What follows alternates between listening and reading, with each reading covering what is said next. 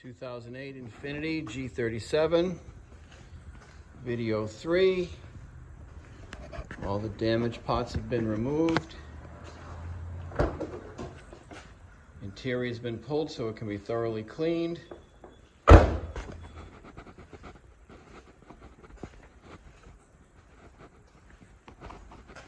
Decided we needed to repaint the rear bumper.